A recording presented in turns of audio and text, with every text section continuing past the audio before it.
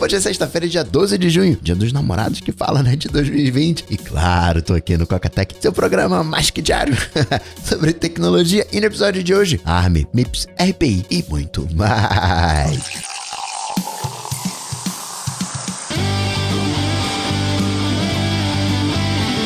Dicas, produtividade, tecnologia, opinião, comportamento, tendência, notícias. Cocatec.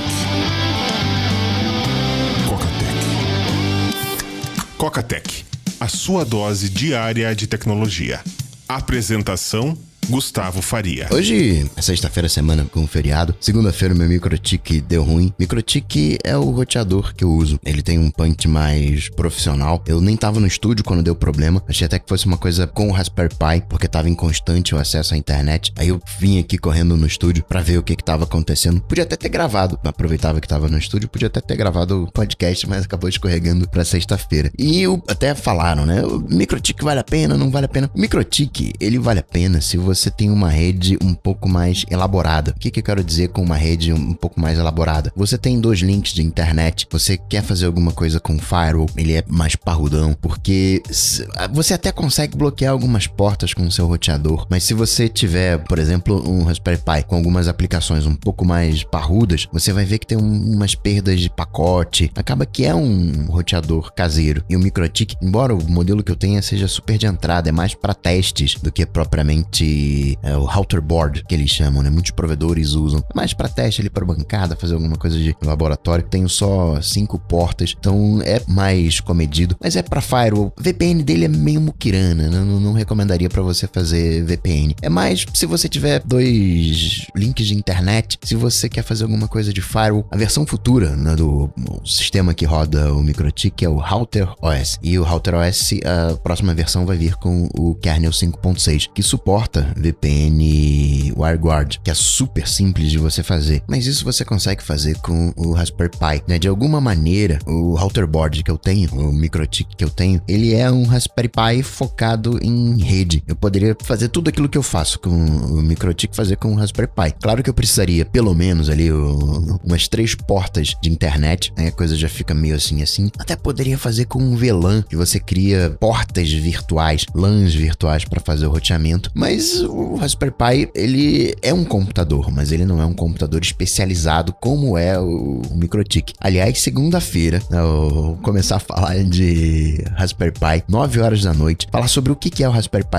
não essa cultura maker que tem do Raspberry Pi, de Arduino, tem também esse lado, mas eu não quero falar disso. Eu quero falar do Raspberry Pi como um computador, entender um pouco desse universo. Olha só, o MikroTik, ele é um computador, assim como é o Raspberry Pi, todos eles rodam Linux. Verdade é, me mandaram no privado dizendo que 2020 é o ano do Linux no desktop. Acho que falta pro Linux propaganda, no final das contas. A Microsoft tem uma baita propaganda, Apple também, a gente acaba usando. macOS é Linux, você consegue rodar coisas Linux no macOS, por mais que, sendo precioso, eles são muito mais primos, eles têm um ancestral comum, tudo começa com o Unix, e aí a coisa vai derivando até a gente ter o Linux. Tem várias outras versões, vários outros irmãos, primos, tios, enfim, toda uma família, e uma derivação é que vai dar origem ao macOS, que vai dar origem ao iOS. O que se roda no Time Capsule é um Unix também, NetBSD. Então é esse universo. Android é Linux. O Linux, a Microsoft está se rendendo ao Linux. O único,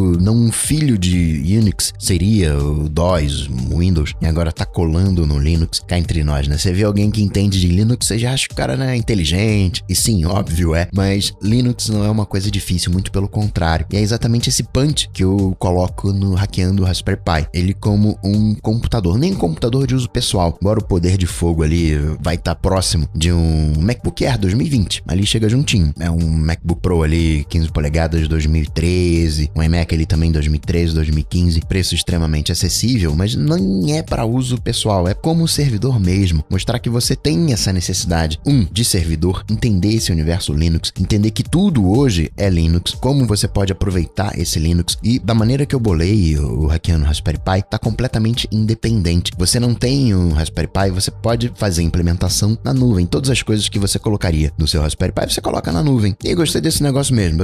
Aí você compra um Raspberry Pi, investe. Quando eu falo Raspberry Pi, é qualquer computador no final das contas, porque é independente de plataforma. Cito o Raspberry Pi porque é fácil de você comprar, silencioso, comparativamente barato, tem um ótimo custo-benefício. Mas você não gostou do Raspberry Pi, tem outras alternativas nessa linha de PCB, nessa linha de computadores cartão. Mas você pode colocar no seu Mac, você pode colocar num computador mais antigo. Tô falando aqui tem performance de 2013. Então você pode tranquilamente pegar um computador que você tem de 2010 que tá encostado e colocar ele para uso com base no Linux, mas sem toda aquela complicação do Linux. Vai ser como se você fosse instalar aplicativo para iOS. Já vem configuradinho, prontinho, rodando, feito pelos melhores profissionais, pelos melhores desenvolvedores. Ficou muito legal. Um mês e meio, quase 2 meses de trabalho já. Deu orgulho. Então, segunda-feira, 9 horas da noite, passar um resumão dessas dicas do que você pode fazer com o seu Raspberry Pi. Segunda-feira, 9 horas da noite, ao vivo, uma live em coca.tech/RPI. Então vai no canal do YouTube, vai estar lá no canal do YouTube também pra gente conversar. Agora, voltando pro MikroTik, né? O problema que eu tive com o MikroTik, saiu uma atualização, o meu MikroTik ele atualiza automaticamente às 7 horas da manhã. Na verdade, um pouquinho antes. E aí deu ruim justo nessa atualização. Como eu tava longe do estúdio, eu vi que tava intermitente. Falei, poxa, será que é o Raspberry Pi? Será que deu alguma coisa ruim? Quando cheguei no estúdio, vi que por dentro tava tudo ok. Era só o MikroTik que deu algum ruim na atualização. Entrou torta a atualização, alguma coisa assim. E aí é mega tranquilo. Tem um backup. Cada vez que eu faço uma alteração, faço um backup, coloco a versão do firmware, que é exatamente que nem no iOS. Aí eu peguei o firmware antigo, compatível com o meu backup. Aí você coloca numa pastinha específica do MikroTik e fala, ó, faz aí o downgrade. Aí ele fez o downgrade, depois que voltou, consegui acessar sem nenhuma configuração, restaurou o backup, tudo direitinho. Voltou a ser como era. Claro que até chegar nesse ponto, você desconecta cabo. Eu não sabia disso. A USB encaixa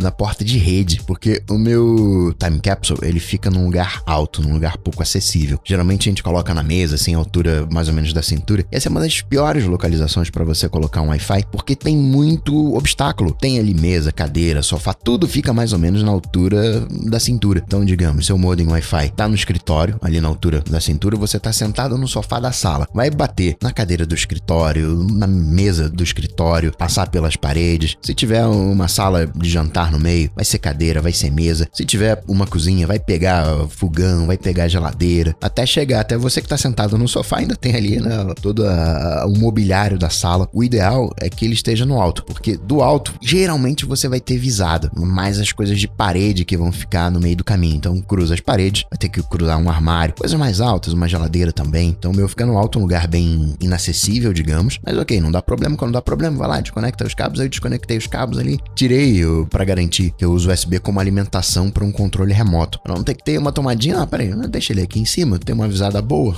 pega todo mundo e tem uma USB, tá alimentado, vai funcionar. Aí nessa, eu encaixei, foi embora. Quando eu passo, eu olho né, quando tem alguma coisa estranha, você nota, você não sabe o que é, mas tem alguma coisa estranha. Eu vi a inclinação do plug USB e tava pra baixo inclinado, assim, sei lá, uns 20 graus. Falei, peraí, isso aqui tá torto. Será que eu estraguei? Eu entortei na fora ali, na pressão com força, eu entortei. Já eu tenho um pendrive, uso até hoje, que ele é meio, assim, meio torto, assim, quase em L. Coloquei ele no MacBook, tava com ele no colo e uma pessoa sentou do meu lado num sofá. E quando a pessoa sentou em cima do pendrive e aí entortou. Eu falei, caramba, será que eu fiz isso? Aí eu fui ver, eu tinha encaixado na porta de rede. E não sabia disso, pra mim era certo, que qualquer conexão só encaixa onde, né, é pra encaixar. Mas não, a talagura, né, a vulgo largura da porta de rede é a talagura do plug USB. Enfim, aí voltei à versão antiga, backup antigo, tudo ok, tudo funcionando. Foi a atualização que entrou errado. Coloquei de novo a atualização, deu ruim. Aí eu fiz um downgrade, continuou dando ruim, como se a atualização tivesse bagunçado as minhas configurações. E aí, pelo jeitão do problema, você já tem mais ou menos uma ideia. Era como se o MikroTik, ele tem algumas políticas para se recuperar. Tem um chipzinho fora do MikroTik, você pode habilitar ou não essa função, no meu caso tá habilitado, que dá uma olhadinha para ele e quando ele tá, assim, meio bobo, ele reinicia para tentar se recuperar. É uma solução tanto quanto tosca, mas funciona. Quantas vezes você não teve que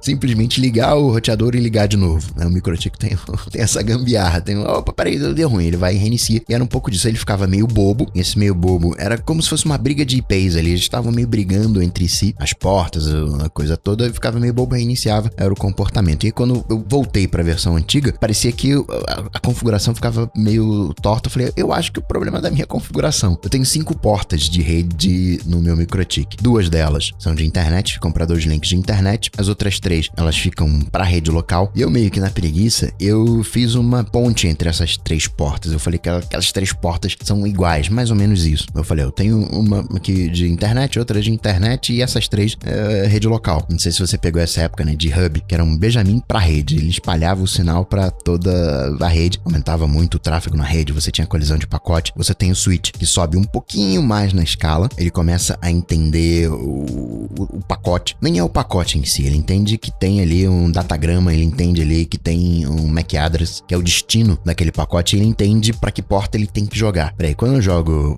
esse pacote nessa porta aqui, com esse MAC address, dá certo, tá tudo certinho. Então, o computador pra onde esse pacote tem que ir tá nessa porta. Então, você não tem a replicação dos pacotes nas outras portas, você diminui o tráfego na sua rede, você diminui a colisão. Aí você tem um outro nível mais acima, que é o dos roteadores, que ele passa a entender IP. Esse sim, já tem um conceito de rede. Não, peraí, isso aqui é pra aquela rede ali. Não, isso aqui não tá na minha rede local. Preciso jogar pro gateway, preciso jogar pra um carinha que é o portal que vai acessar a internet. E, né, só pra complementar, você tem o modem, que é modulador-demulador, que ele consegue pegar aquele sinal de rede, os pacotes de rede, seja pro Wi-Fi, seja pelo cabo de rede em si, e faz uma modulação para injetar isso dentro de um fio de telefone, dentro de uma fibra, cabo coaxial, mandar pro satélite, para onde for. E também ele faz a demodulação, ele pega os dados desse outro meio e transforma para um pacote entendível de rede para seguir pelo cabo ou pelo Wi-Fi. Eu falei, eu acho que tá dando zica aqui nessa ponte. Aí eu desfiz a ponte. As 2 portas já estavam vagas mesmo. Depois tem que ver o que eu vou fazer com isso. E com essa ponte entre as 3 portas desabilitadas, eu consegui colocar a versão última do RouterOS, a 6.47, que vem com suporte a DNS over HTTPS. Muito bem-vindo, coisa que inclusive tem também no Raspberry Pi. Aqui, ó, segunda-feira, 9 horas da noite, hein? Anota aí na agenda, coca.tech/RPI. Notícias. Coca Tech. E bom, hoje a primeira coisa que tem que falar é o Mac com ARM. Acho que até já foi ao ar, acho que pela hora que eu vou publicar esse episódio, o área de transferência já tá no ar. E a gente fala lá sobre o ARM, as implicações para desenvolvedor, ficou bem legal. Procura aí no seu player de podcast, área de transferência. E o Mark Gurman falou, olha, nessa WWDC a Apple vai falar do Mac com ARM, mas isso ainda não é certo, porque o projeto tá meio atrasado, né, é pros meses futuros. E aí já fica aquela coisa, peraí, mas vai falar e não tem o produto? Lembra um pouco do AirPower. O cara lembra, cadê o AirPower? É aí o fiasco que foi. E o Mac com ARM é bem diferente do AirPower. Faz todo sentido a gente ter um Mac com ARM. Vamos discutir aí a maneira que seria esse Mac, mas o Mac com ARM é uma questão de tempo. O que você tem nos iPhones é ARM, o Raspberry Pi é ARM, o MikroTik não é ARM, é MIPS.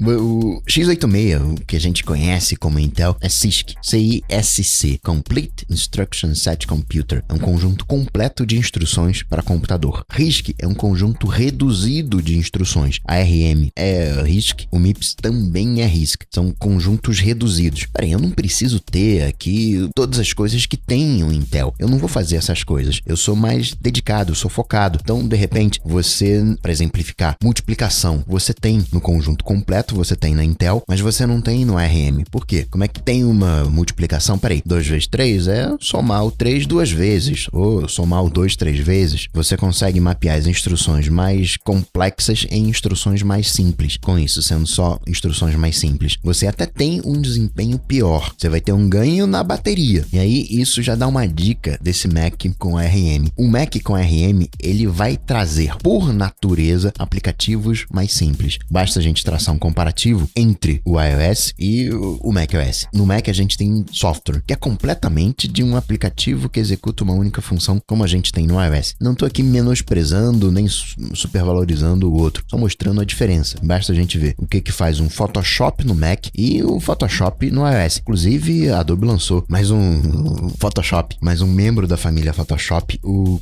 Photoshop Camera, com filtros. Então você está entendendo o panorama do ARM. O MikroTik, o MIPS é uma outra arquitetura, e a arquitetura é a maneira como endereça a memória, como como trata as exceções, as instruções. Esse é um problema, por exemplo, quando você quer rodar Windows no Mac. Se é a mesma arquitetura, quando você vai futucar o Windows, tem lá uma instrução para o processador. Essa instrução é válida no Mac, porque é o mesmo processador, é a mesma arquitetura. Agora, como é que eu faço a relação da multiplicação com o multiplicar N vezes que o ARM conhece? Você vai ter que ter um carinha no meio que vai fazer a emulação. Só que fazer a emulação, você perde performance, então você começa a ter alguns cenários. Uma migração só, daqui pra frente só vai ter Mac com ARM. Bem pouco difícil. Você, precisa avisar os desenvolvedores para ter os aplicativos, e isso não é uma coisa rápida. Até hoje, a gente ainda tem aplicativo 32 bits, não teve o processo todo de migração. É como você começar tudo do zero. Então, não vai ser, agora é tudo... Não, vai ser uma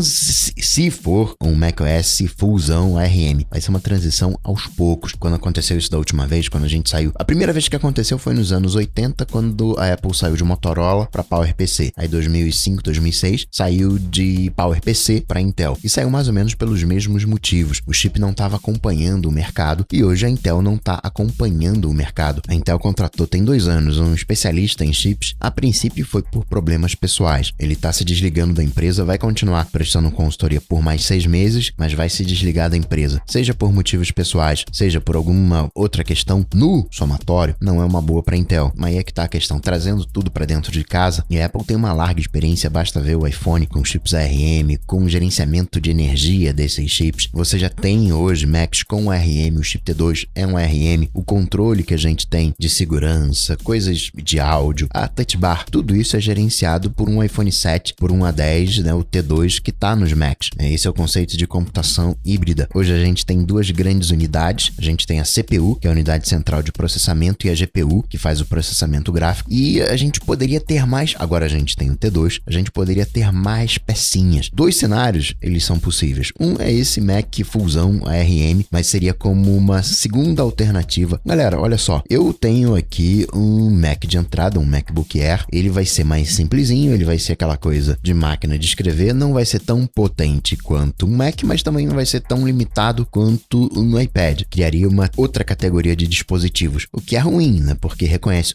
que é um produto não potente e ao mesmo tempo diz que o iPad é borocochô. Ainda mais no momento em que o iPad ele tá conseguindo um espacinho na área de produtividade. O iPad sempre foi um brinquedinho, né? Como eu chamo, era uma ferramentinha para você consumir conteúdo de maneira mais confortável. Esse foi o primeiro uso e essa foi boa parte do uso durante boa parte do tempo. Agora a galera tá, não, peraí, dá para produzir com o iPad. Você tem um vídeo que você vai fazer uns cortes, alguma coisa, isso é muito mais rápido de fazer no iOS do que no Mac. Pega aí qualquer videozinho ali, tenta mexer um pouquinho e faz as mesmas modificações no editor no iOS, tirando as questões de usabilidade, a interface gráfica, qual é melhor, qual é pior, mas quando você coloca para renderizar o vídeo, o iOS dá uma lavada. Aí entra um segundo cenário pro Mac com ARM. Olha, galera, agora a gente, sabe esse chipzinho T2, esse A10? Eu vou colocar ele para jogo. Você pode usar esse cara também. Então, sabe aquele teu Catalyst? Em vez de você rodar Intel, você pode rodar o teu Catalyst no ARM. Sabe os aplicativos iOS? Então, né, eu falei lá do Catalyst, mas ficou meio assim.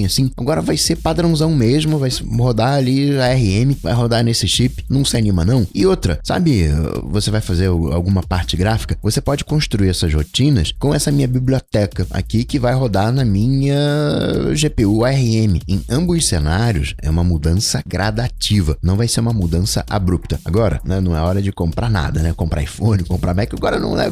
Tá faltando aí 10 dias. Deixa vir a WWDC confirmada, vai ser segunda-feira, a próxima é dia 15, depois dia 22, às 2 horas da tarde, se eu fiz as contas certas, horário de Brasília, que a gente vai acompanhar junto lá em coca.tech/live. Como falei, para o RPC foram 7, 8 anos que a coisa conviveu junto com a Intel. Vai ser a mesma coisa agora. Os Macs com Intel não ficam obsoletos. Fala que o grande público nem sabe 32 bits, 64 bits. Essa galera vai continuar comprando. Pro usuário, não vai mudar nada. O usuário vai continuar fazendo as mesmas coisas. Quer dizer, né? Tem a questão do Windows, como é que vai ser? Vou poder rodar, não vou poder rodar? Vai ter um chip Intel ou não? Eu preferiria ter o chip ARM como um extra, como mais uma opção no Mac, e aos pouquinhos vai transferindo as coisas que estão rodando no Intel para dentro do ARM. Para daqui, sei lá, uns 5 anos, tem um chipzinho Intel fuleiro, só para cuidar das coisinhas que não foram pro ARM. Talvez aí a gente já tenha o Windows ARM. Hoje a gente já tem Windows com ARM, mas teria tempo para azeitar esse processo. Uma vez a Apple entrando na linha de ARM, com certeza você já tem hoje computadores ARM, mas como falei, não, o Raspberry Pi, mas a tendência é que você tenha mais gente entrando nessa leva, mais gente reconhecendo as capengadas da Intel. Além disso, tá rolando um papinho de que a gente teria um novo iMac, que a gente vai ter um novo iMac, isso é certo até porque já tá registrado na Eurase, você precisa fazer o registro, dispositivos que têm criptografia precisam fazer o registro antecipado, então tem um novo iMac registrado e mais iPhone também, 9 modelos de iPhone que são os iPhones 12, próxima safra, que deve começar a ser produzido em larga escala mês que vem, em julho, e o iMac a gente já tem que seria apresentado nessa WWDC, e o papinho que rola que seguiria a linha de design do iPad, coisa que faria o iPhone 12 também. O iPad hoje, ele não tem um canto vivo, aquela coisa meio iPhone 4, meio tijolo, o iPhone também seguiria essa linha. O monitor da Apple, o novo, já é assim, bordas fininhas, então seria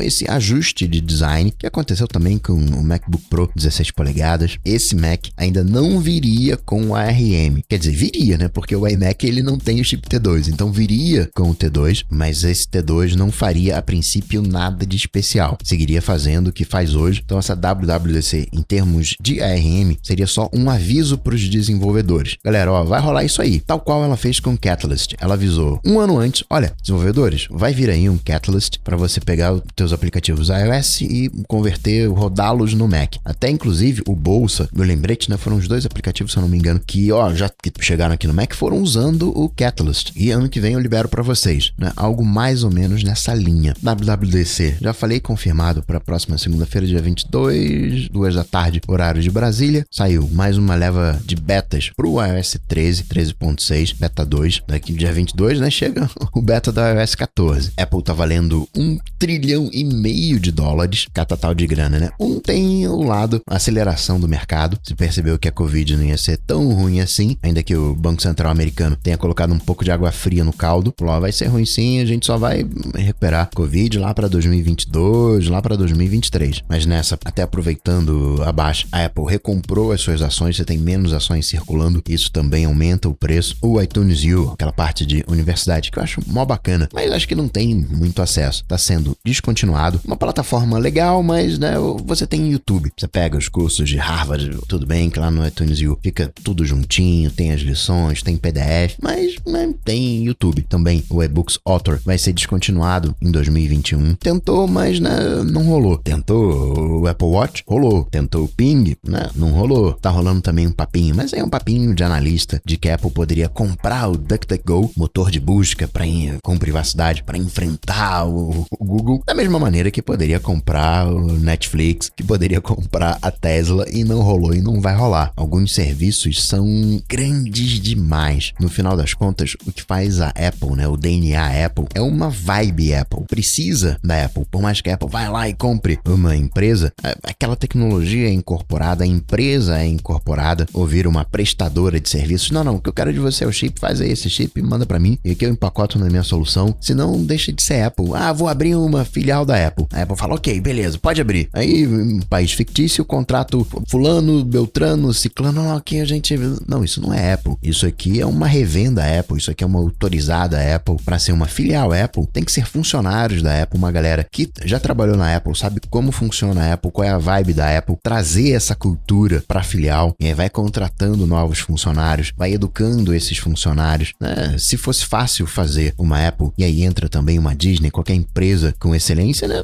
Todo mundo já teria feito. Em tempos de Covid, achei curiosa, uma selfie fake. Você convida as pessoas para fazer a selfie, cada um pega o seu próprio iPhone, remotamente faz a sua própria selfie, e aí se monta, faz uma montagem com a foto de cada um. Claro que vai ser online, todo mundo, como se fosse uma conferência. Achei curiosa a patente. Coleção pra gente em outono e inverno, mas pros americanos, primavera-verão, com as novas cores de pulseira, de case. Um burro quando foge, um azul, um verde água e um laranja. Do laranja, eu gostei. No novo beta, a única coisa que eu vi de novidade na 13.6, separou a opção de update. Agora você pode baixar a atualização de iOS, o novo sistema, e não fazer nada. E a outra opção para você instalar de madrugada. Do Author, né, que agora está sendo descontinuado, a Apple falou, você quer usar? Então usa o Pages. E já que a gente vai ter novos Macs, tem que atualizar os Macs, né, em tese, agora que está vindo Mac com ARM, a Apple estaria para lá nos Estados Unidos a partir de mês que vem fazer trading de Mac, aceitar Mac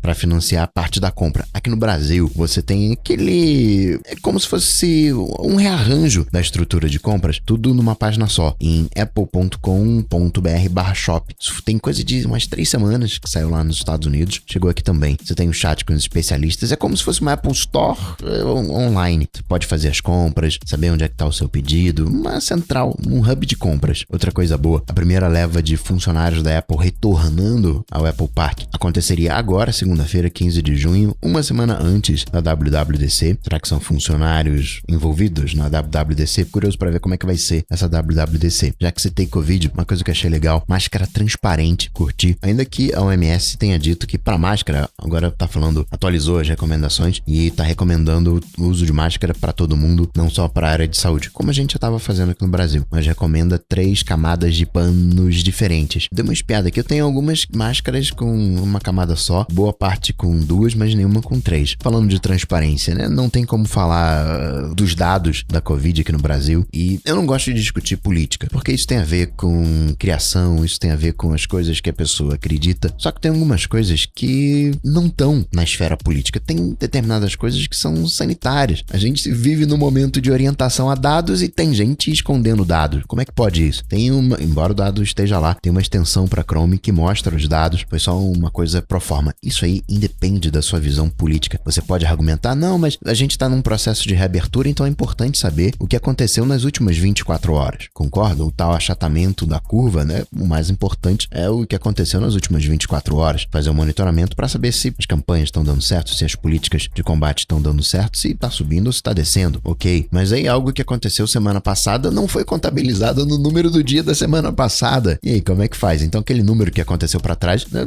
aumentou ou subiu? A gente pode discutir qual é a melhor forma, fonte de dados, tudo isso é passível de discussão. A única coisa que não é passível de discussão no mundo de hoje, onde a gente vive a era da orientação a dados, é esconder os dados. Outro reflexo Covid, a gente teve mais de 150 serviços nesses últimos 3 meses que foram digitalizados, mais de 150 serviços do governo, muito bem-vindo, claro. A Huawei também está lançando o seu Contact Tracing, o Contact Shield, aqui no Rio, durante a pandemia. O Itzel assinou uma lei onde você consegue terminar o contrato sem pagar a taxa de fidelidade. Você está em casa usando mais a internet, reparou que a internet não era aquilo que você imaginava e tá com fidelidade ou tá querendo pegar um plano melhor para esse momento, mas ainda tem fidelidade, você pode fazer a quebra do contrato sem pagar a fidelidade. Bem provável que entre aí uma justiça, que cancelem essa lei, então se aproveita enquanto ela tá de pé. IBM e Microsoft, questões raciais, falaram que não vão mais usar reconhecimento facial para monitoramento de massas. Microsoft especificamente falou que não vai vender tecnologia de reconhecimento facial para as forças policiais. A IBM falou que vai abandonar o reconhecimento facial. Não tava dando grana, né? No caso da IBM não tava dando grana o reconhecimento facial e abandonou. Você tem a questão dos erros, algoritmos que não são treinados com um biotipo não branco, e não precisa nem ir longe. Câmera é assim. Por mais que a gente fale que câmera é esperta,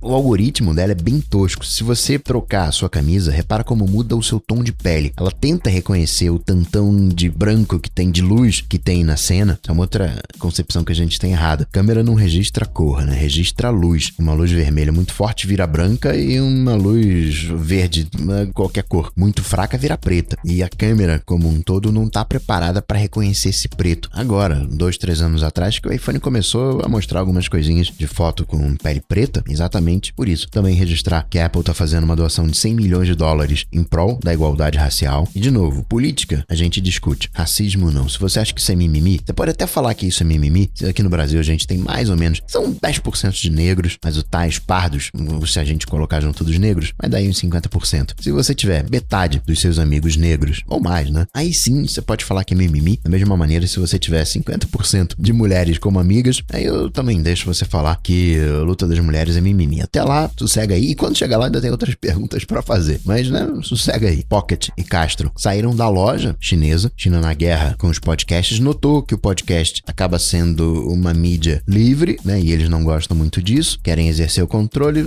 sai da loja. Nada de novo. A leitura que eu faço é que o podcast lá tá famoso. Agora estão se importando com o podcast. Mas é a política que a China já fazia. Brave, o navegador, tava alterando algumas URLs, colocando o seu código de afiliado. Peraí, né? Você tá entrando nesse site aqui, bum, empurrava um código de afiliado, o CEO veio a público, desculpa aí, a gente não vai fazer mais isso, não vai mais alterar o URL. Tem algumas ideias, ideia de jirico, né? Não tem outra descrição que a gente possa fazer. Não sei em que cenário se achou que isso seria uma boa ideia. Peraí, o cara tá entrando nesse site, eu tenho uma parceria, ele não tem parceria com esse site, não, vou ganhar um cascalhinho aqui. Mas isso fere a privacidade do usuário. Então quer dizer que o navegador sabe que o site que eu tô acessando, Coca, mas é óbvio que ele sabe. Sim, eu sei que ele sabe. A operadora também sabe. Mas, né, a função do navegador não é monetizar essa informação. Você alterar o URL é o mesmo conceito de você vender mais informações. Outra coisa que eu achei curiosa, o site youtube.com é válido. Você colocar um ponto depois da última parte do domínio é válido, porque a raiz, a estrutura da internet de domínios, a raiz é o ponto. Enquanto os demais pontos são separadores, o último ponto que não se coloca seria o início. E o que acontece? Você no YouTube, se você colocar youtube.com o vídeo, se você colocar um ponto no final do YouTube, não aparece anúncio, porque ele se perde, porque ele entende que não é o mesmo domínio e você tem alguns comprometimentos de segurança quando são domínios diferentes, um não pode ter acesso nas coisas do outro e por aí vai. Isso é uma coisa que você resolve normalizando o domínio, mas deram essa garoteada também que deu o WhatsApp, que não travou os motores de busca nos seus domínios. Você coloca uma tag lá, robots, não indexa. E aí com isso, mais de 260 mil telefones foram parar no Google, aquelas coisas de grupo. A princípio, não é nada muito grave, porque de alguma maneira já seriam números públicos, né? O site em específico era aquele,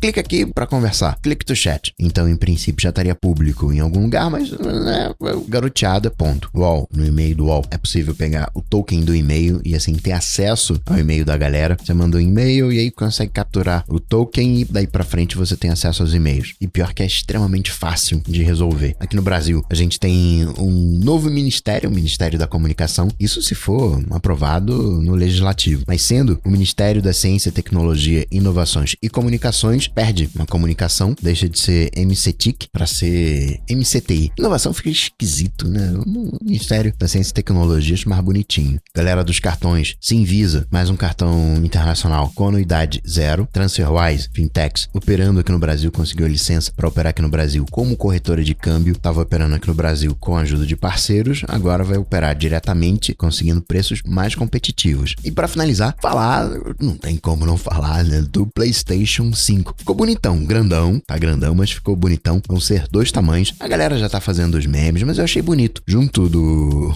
Tô começando a achar o Xbox ultrapassado, né, aquele design de velho. Mas achei que ficou bem bonito, ainda que tenham vários memes bem divertidos, mas eu gostei. Vão ser... É um monstrão, até na velocidade do SSD, imaginando quando isso baratear e a gente ter essa mesma tecnologia nos computadores. O PCIe 4 vai chegar comercialmente em agosto. Primeiro que deve chegar é o Samsung 980 Pro SSD e, né, vai chegar por aquele preço. Hoje um SSD padrão chega aí na faixa de 500 MB por segundo. Se for PCIe, chega ali a 1,5 GB, 2 GB, que é o armazenamento flash que tem nos Macs, só que com esse PCIe 4, você salta de 1,5 GB, 2 GB para 5,5 GB, 6 GB. Vão ser 2 modelos, um com mídia física e outro sem, e vai ter um fonão de ouvido, aquele que coloca ao redor das orelhas, com áudio 3D. E esse final de semana, tá chegando a temporada 4 de Call of Duty, tá gratuito o modo trial pra todo mundo, Xbox, PlayStation e PC. E assim, hackeando o Raspberry Pi, eu vou ficando por aqui, mas eu volto, claro, você sabe, segunda, terça, aqui no podcast, mas hackeando o Raspberry Pi, vamos bater um papo, segunda-feira, 9 horas da noite, coca.tech/RPI. Abraços, até lá, tchau, tchau. Esse programa só chega até você graças aos patrões do Coca-Tech. Se você curtiu o projeto, considere se tornar um patrão, apoiando em coca.tech/patrão. Coca-Tech.